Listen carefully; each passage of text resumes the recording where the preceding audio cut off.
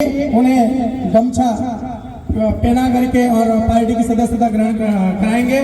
सम्मानीय सरपंच महोदय दीपक बिसेन जी, गगन बिसेन जी, पूना जी बोपचे जी, चंदूलाल जी टेमरे, पुरुषोत्तम जी बोपचे, देवीलाल जी रहंगडाले, दशरथ जी रहंगडाले, प्रहलाद जी विके, मदन बोपचे, ज्ञानीराम जी एकुलकर, रेवेलाल जी परिहार, नरेश चौहान, दिनेश बिसेन जी, मंगल टेमरे जी, शिवराम एकुलकर जी, मोतीलाल टेमरे जी, कृष्णा टेमरे जी, राधेश्याम लांडे जी, रंजीत क्षीरसागर जी, जागेश्वर अड़मे जी, विश्वेश्वर बोपचे जी, राजकुमार टेमरे जी, संजय रहंगडाले जी, विश्वेश्वर बोपचे जी और राजकुमार टेमरे जी, ये तमाम कार्यकर्ता जो हैं आज हमारी पार्टी में हमारे इस परिवार के सदस्य के रूप में हमारे परिवार में शामिल हो रहे हैं। लोकसभा प्रत्याशी भारती पारधी के पक्ष में प्रचार करने लांजी पहुंचे मंत्री प्रहलाद सिंह पटेल। रैली निकालकर नगर का भ्रमण कर जनता का लिया आशीर्वाद। सभा कर कार्यकर्ता व जनता को किया संबोधित। जी हां, आगामी लोकसभा चुनाव के मद्देनजर आज कोटेश्वर नगरी लांजी में कार्यकर्ताओं का विशाल सम्मेलन किया गया, जहां मध्य प्रदेश शासन के मंत्री प्रहलाद सिंह पटेल इन्हीं के साथ बालाघाट सिवनी संसदीय क्षेत्र के लोकसभा प्रत्याशी भारती पारधी लांजी पहुंची, जहां कार्यकर्ताओं ने उनका भव्य स्वागत किया। साथ ही लांजी किरनापुर क्षेत्र के लाडले विधायक राजकुमार कर्राहे भी मौजूद रहे।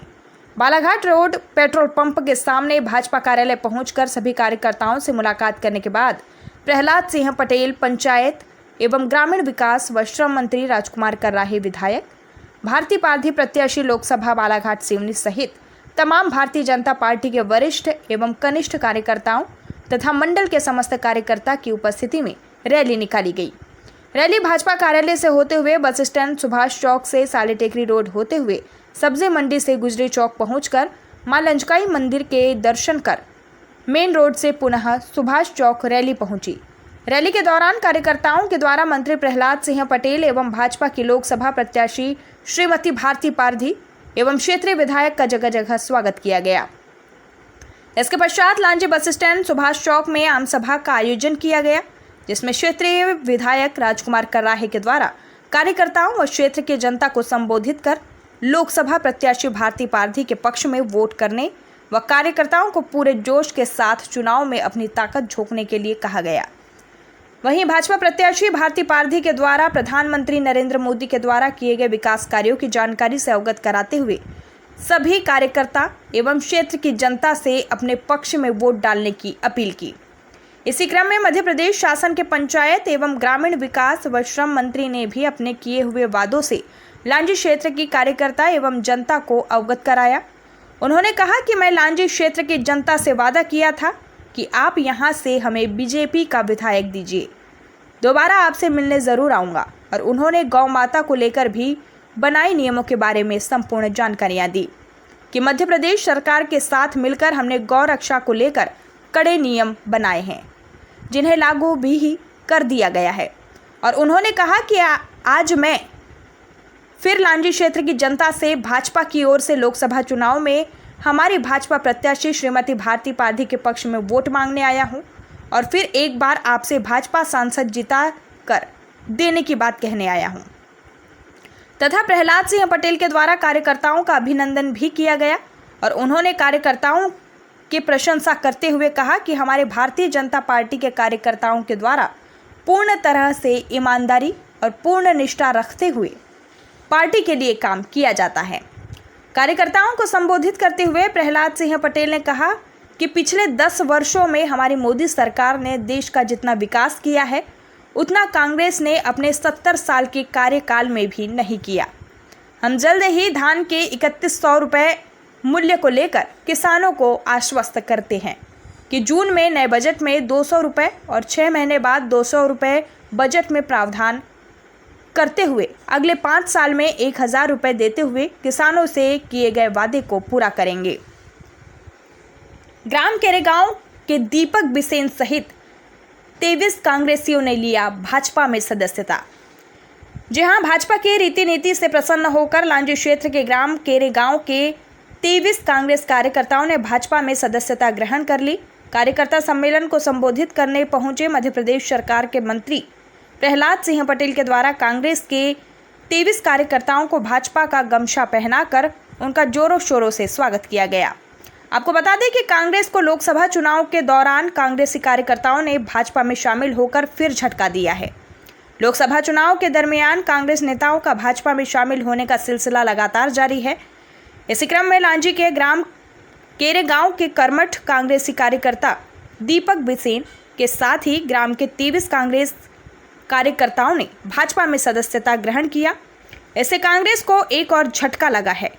कहा जा रहा है कि अभी और भी कई ऐसे भाजपा नेता का दामन थाम सकते हैं। लांजी से पवन कश्यप की खास रिपोर्ट।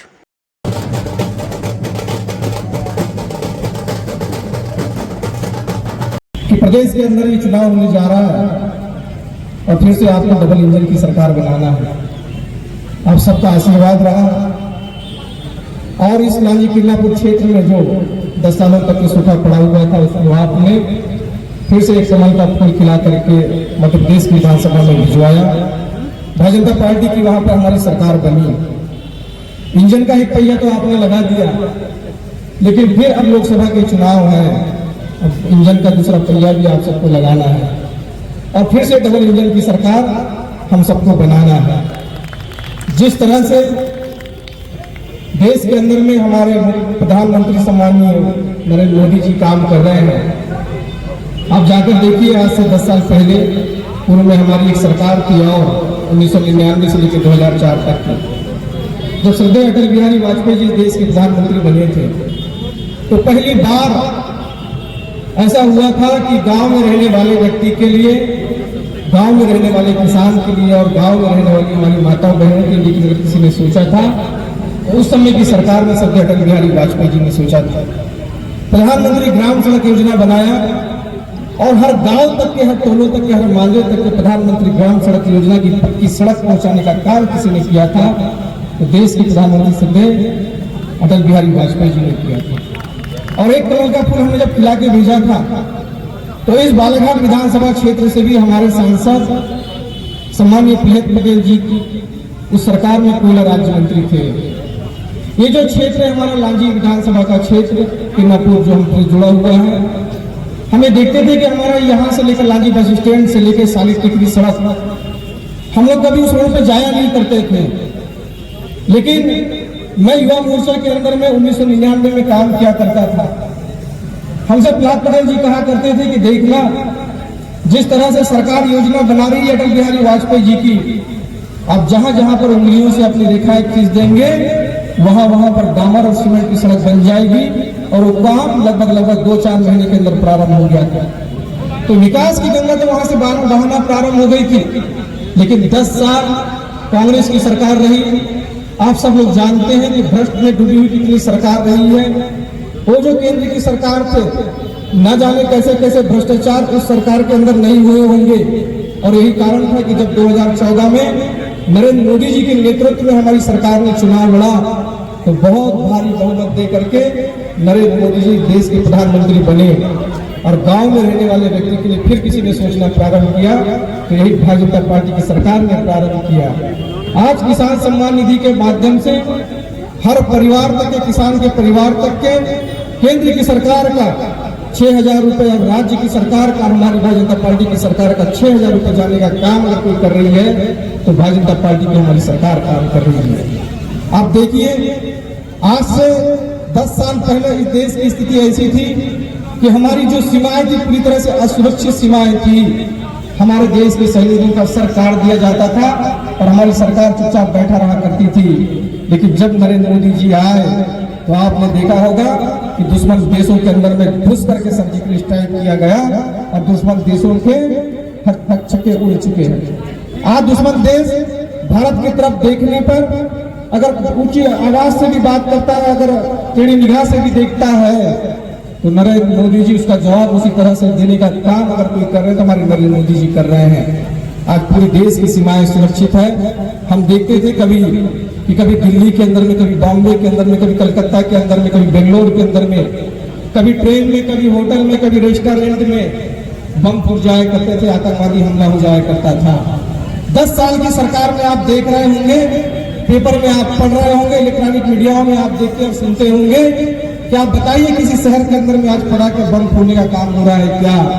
ये सरकार इतनी सशक्त सरकार है जिसने अपनी ताकत के बलबूते पर जिस देश के अंदर में पहले आतंकवादी रहा करते थे, नरेंद्र मोदी जी की सरकार बनने के बाद में इस देश को छोड़कर अपने देश में जाने लगे हैं।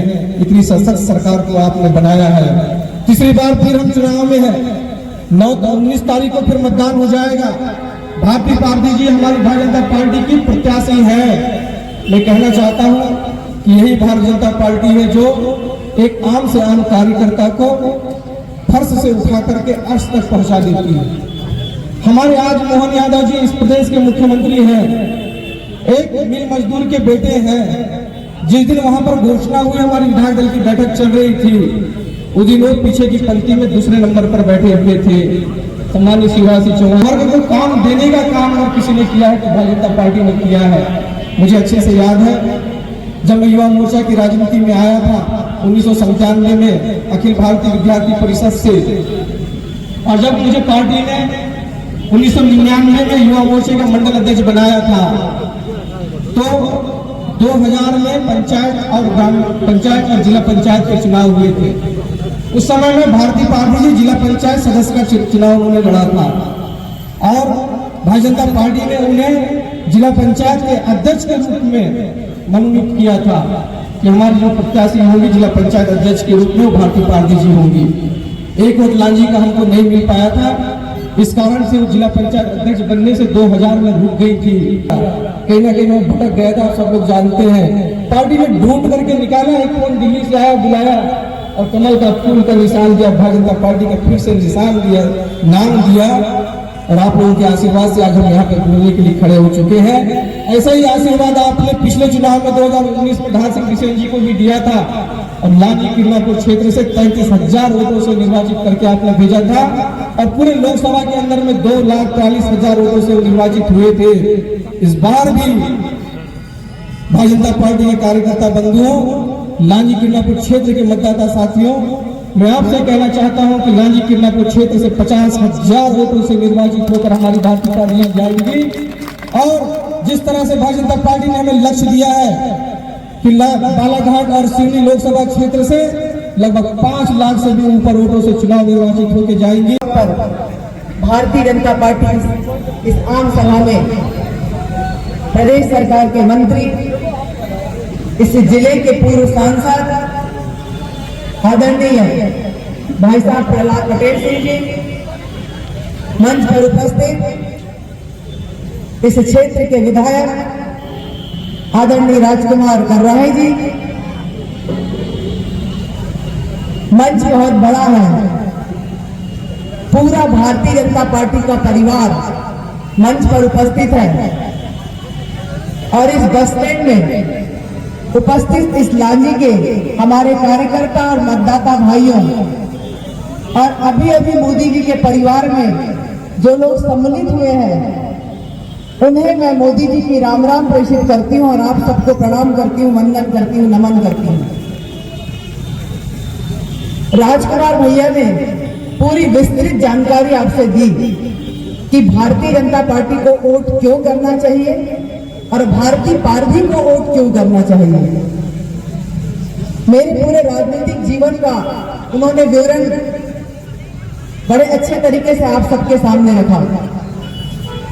राजकुमार भैया, ये वो लांजी क्षेत्र है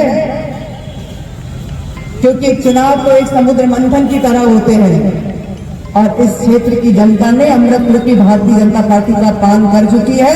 ये दाएं बाएं नहीं देखने वाली है, एक ही लक्ष्य इनके पास है, भारतीय जनता पार्टी, भारतीय जनता पार्टी, आदरणीय नरेंद्र मोदी जी। क्योंकि भाइयों बहनों, आप सब जानते हो यह चुनाव देश की अस्मिता, देश की अखंडता और जो एक व्यक्ति देश को विश्व गुरु बनाने के लिए वो निकल पड़ा है, उनका चुनाव है। कोई भी प्रत्याशी है वो एक निमित्त मात्र हो सकता है, भारतीय पार्टी एक निमित्त मात्र है। यह चुनाव तो इस देश का चुनाव है, यह चुनाव तो आदरणीय नरेंद्र मोदी जी का चुनाव है। आदरणीय राजकुमार भैया बड़े 370 धारा इस देश से क्यों हटी, जो भारत का मुकुट कहलाता हमारा कश्मीर, वहां पर रहने वाले लोगों को कैसा जीवन यापन था और सीमा पर तैनात हमारे सैनिकों के साथ क्या होता था कह रहे थे। मैं बड़े ध्यान से सुन रही थी। बंधुओं, टेलीविजन और पेपर के माध्यम से हम भी पढ़ते थे और देखते थे। सीमा पर खड़े सैनिकों को पत्थरबारी होती थी, गोलीबारी होती थी। हमारे सैनिकों के सर काट दिए जाते थे। पाकिस्तान के सैनिक हमारे सैनिक के कटे हुए सिर से फुटबॉल खेलते थे। पहले ये भारत था, लेकिन आज का भारत, मोदी जी का भारत, आज हमारे सैनिकों का हौसला बढ़ा है क्योंकि उनके पीछे इस देश के प्रधानमंत्री खड़े हैं। आज हमारा देश का सैनिक पाकिस्तान में घुसता है और मार कर आता है, और हमारा देश का सैनिक अभिनंदन जैसा यदि अगर पाकिस्तान की गिरफ्त में चला जाता है तो उसको सुरक्षित लाने का काम या मोदी सरकार करती है, आदरणीय प्रधान मोदी जी करते हैं। इसीलिए आशीर्वाद प्रधानमंत्री जी को देना चाहिए। वो व्यक्ति, मैं तो मोदी जी को सामान्य व्यक्ति मानती ही नहीं हूँ। जरूर कुछ न कुछ दिव्य शक्ति उनके अंदर काम करती है या किसी दिव्य शक्ति का आशीर्वाद उनके ऊपर है। सामान्य व्यक्ति ऐसा काम कर ही नहीं सकता। सामान्य व्यक्ति इतने बड़े बड़े निर्णय ले ही नहीं सकता। इसके पहले भी सरकारें आई, लेकिन एक अकेला व्यक्ति, जैसे मैंने कहा कि देश को विश्व गुरु बनाने के लिए निकलने पड़ा है। उनने इस देश को इतना कुछ दिया है, इस देश का सम्मान बढ़ाया है। पहले हमारे देश के बच्चे हो, चाहे व्यापारी हो, चाहे पर्यटक लोग हो, विदेशों में घूमने जाते थे तो उन्हें एक भेद की दृष्टि से देखा जाता था कि ओह, आप इंडिया में भारतीय हैं। लेकिन वही व्यक्ति, वही बच्चे, वही व्यापारी आज विदेशों में जाते हैं तो सम्मान के साथ उनका सम्मान किया जाता है। और मोदी जी के देश से आया कहता है, ये अंतर है तब के भारत और अब के भारत में। इसीलिए वोट आदरणीय नरेंद्र मोदी जी को देना चाहिए। वो व्यक्ति ने इस देश से कुछ नहीं मांगा, सिर्फ उन्होंने एक इच्छा भी रखी है कि आप प्रत्येक बूथ पर कम से कम 370 वोटों से जीत कर दीजिए। इस देश में आने वाले अभी जो लोकसभा के चुनाव है, इसमें अकेले भारतीय जनता पार्टी के 370 सांसद जिताकर भेजिए। और हमारे सभी दलों के साथ में उन्होंने तो एक नारा दे दिया है कि अब की बार 400 पार। उस व्यक्ति ने केवल 370 की बात किया है। उन्होंने जो कार्य किया है, उस कार्य के आधार पर मैं तो आप सबसे कहना चाहती हूँ कि आने वाली 19 तारीख को एक आशीर्वाद के रूप में हमको भारतीय जनता पार्टी को वोट देना चाहिए। आदरणीय नरेंद्र मोदी जी को आशीर्वाद देना चाहिए अपने अपने बूथ पे। यही फर्क होता था। जब चुनौती सामने होती है तो आदमी कमर कस के आगे आता है, लेकिन जब जीत आसान दिखती है तो आराम में रहता है। तो मेरी पहली प्रार्थना यही है कि इसकी तरह दूसरे नजरिए से चुनाव देखें। आजादी के 75 साल हो गए। इस 75 साल की लोकतंत्र की यात्रा में बालाघाट लोकसभा को ये पहली बार सौभाग्य मिलेगा कि कोई बहन, कोई बेटी, कोई आपकी बहू पहली बार लोकसभा में संसद में जाएगी। ये सौभाग्य भारतीय जनता पार्टी ने दिया। वो कौन है?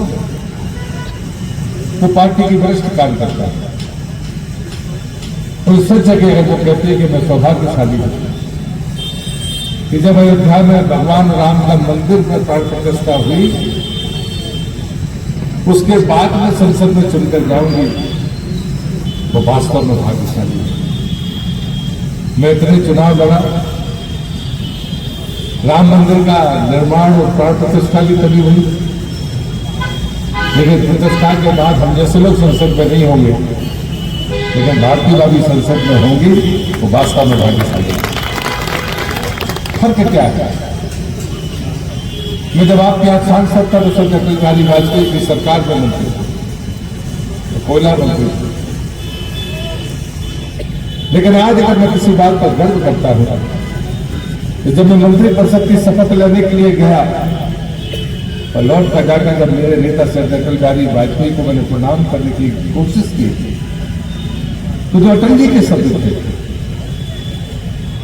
कि ये काजल की कोठरी है, यहाँ लोग साबित जाते हैं, साबित निकलते हैं।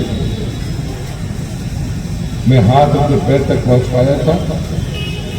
मैं थोड़ा खड़ा हुआ और मैं फिर से झुका, लेकिन मैंने उनसे कहा कि मैं आपके पैर छूकर आशीर्वाद दे रहा हूं, आपकी नजर नीची नहीं होगी, आप कलंकित नहीं होंगे, आप विश्वास करेंगे। मतलब राजनीति में सिर्फ सफलता महत्वपूर्ण नहीं है, राजनीति में सफल जीवन महत्वपूर्ण है। जीवन तो 3 प्रकार के होते हैं। आप कौन सा जीवन जीना चाहते हो? सफल जीवन जीना चाहते हो, सार्थक जीवन जीना चाहते हो, ये आपको तय करना है।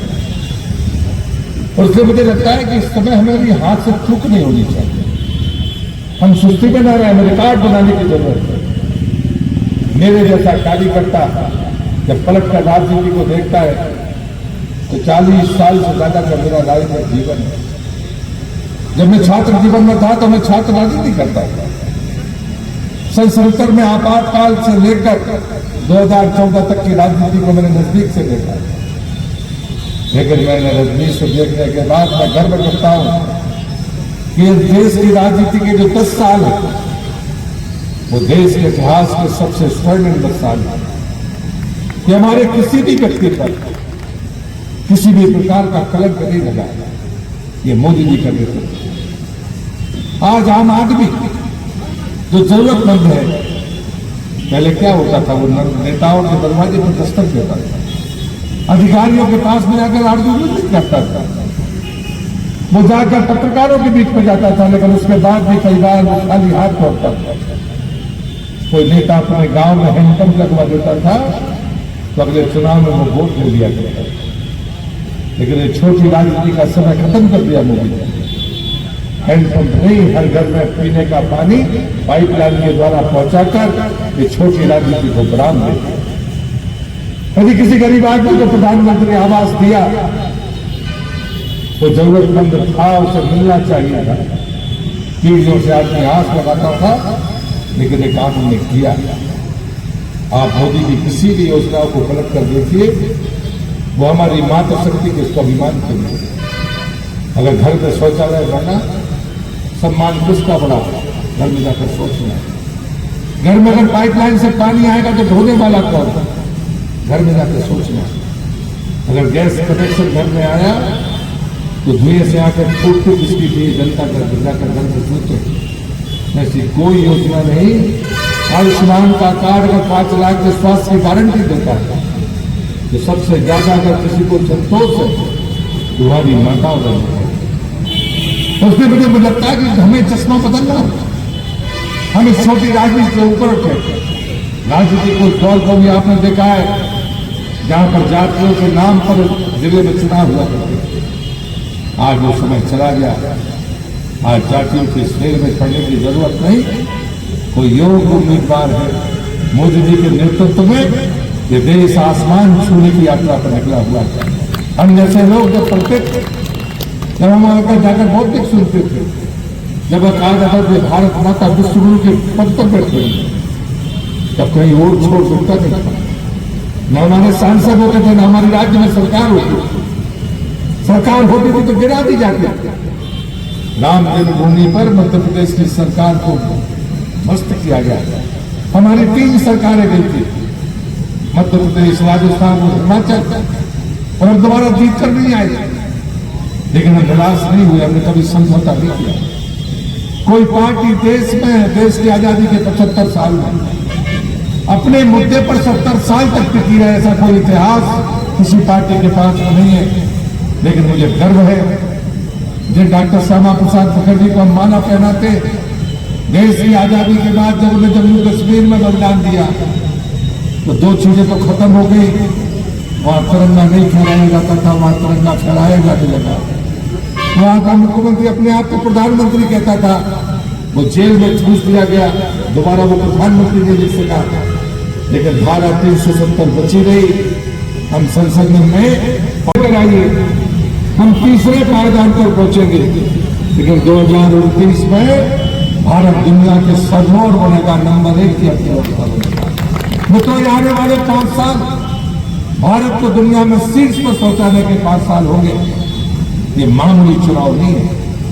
आज हमारे मध्य प्रदेश के मुख्यमंत्री ये बने में कितने महीने हुए हैं, लेकिन उन्हें कमाल के फैसले हुए। हम सारे लोग तिलकते थे, गौ माता सड़कों पर घूमती थी, हम धार्मिक हैं, श्रद्धा हमारे भीतर है, गौ माता को हम माता कहते हैं। लेकिन उसके बाद भी वो चुनौती थी। अभी हम लोग बैठे चुनाव के पहले ही, ठीक पहले मैं खुद उस समिति में था, उन्होंने मुझसे पूछा कि मैं कितने बड़े रुपए बढ़ा सकता हूं। मैंने कहा बजट का प्रावधान देख लीजिए, 400 करोड़ लगेंगे कि 800 करोड़ लगेंगे। उन्होंने कहा दुगना तो कर ही देना चाहिए। और 20 रुपया एक गांव में गाय को मिलता था, हमने उसको 40 रुपए करके गारंटी दी, ये सड़क पर गौ माता रहेगी नहीं, सेवा करने का काम सरकार का भी। मतलब ये फैसले ऐसे छोटे मोटे फैसले नहीं, हम अपने मनुष्य के बारे में, अपने खुद के बारे में सोचे, ये हमारा विचार करता नहीं। हम जब सोचे तो अपने बारे में भी सोचे, तो पड़ोसी के बारे में भी सोचे। अगर हम अपने और पड़ोसी के बारे में सोचे तो समाज के बारे में भी सोचे। यदि हम समाज के बारे में सोचे तो हम जिसके सहारे जीते हैं उसके बारे में भी तो सोचे। और इसलिए मुझे लगता है कि जब मैं सफल और सार्थक जीवन की बात करता हूं तो सफल जीवन तो किसी को नहीं मिल सकता है। सफलता जिसको लगती है कि मुझे धन कमाना है, कोई कहता है मुझे पद चाहिए, कोई कहता है मुझे यश चाहिए, वो तो सफल जीवन है जिसके सामने देखते हैं। आज भारत की प्रतिष्ठा ऐसी नहीं है, आज भारत के बगैर कोई दूसरी राजनीतिक कल्पना की नहीं जा सकती। क्या ये सच्चाई नहीं है?